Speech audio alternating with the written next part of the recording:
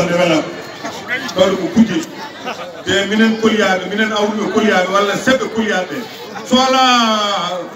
aɗa tira bangge ma mboɗo tira banggam hoorema liggotako kala kulɗo poɗodiral woto naara lambo politique wona ko ma minen kantillade so waɗi poɗodiral ñamde amen pamɗat dille amen keewa ko heewi min mema posuji amen jarana min ñallude ladde kono so deeƴi tan ay ma so deeƴi parfois welani ɗum donc noon ko kalantuɗi on rek yo yaaj les maires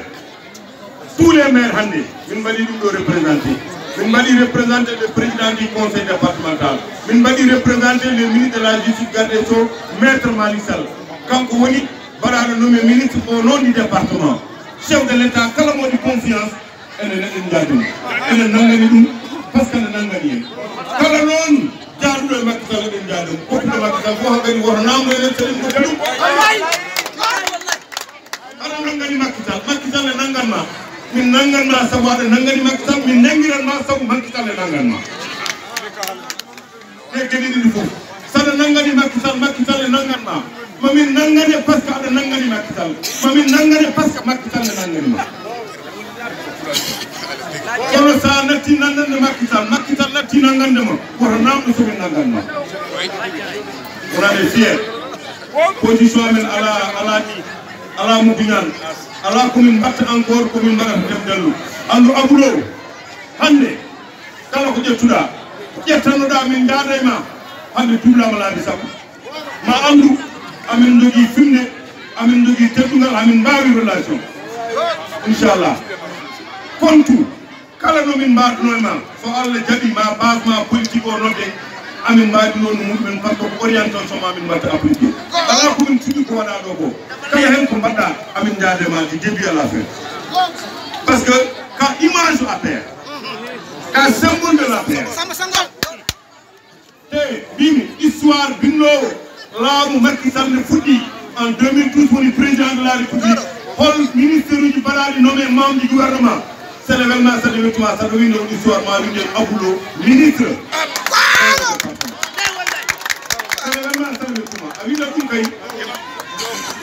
ɗum ala ko neɗɗo wawi hen nde Macky Sall woni président de la république premier gouvernement hollimaɓe hay sa wumi walla yi ha bindi ma yihninde Aboulo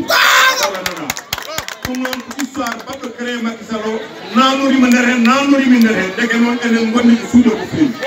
addi min tan ko waddema félicité min tawi noon jonde politicien way kono ceerno diiniyanke ni somo yaaji gandal banggue ɓuurano tawi ɓeyto ko heñi fof mo hetta ko kammo mo hetta to miɗo ƴeew holɗo tofiri minde adduno min tan ko waddema félicité e batu min tawi ɗo ngu min tawi ɗo presque ko meeting min tawi ɗo responsable uji APR dans le département et communement a waɗi créé une commission communale de l'APR liggotonoɓe ma andu min mbaɗi ɗum adopté à 10 000%.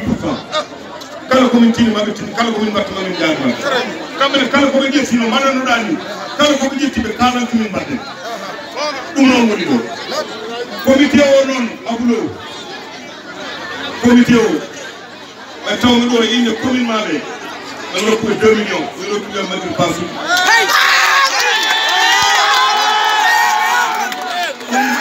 engagement pour hollude amin jaadi hen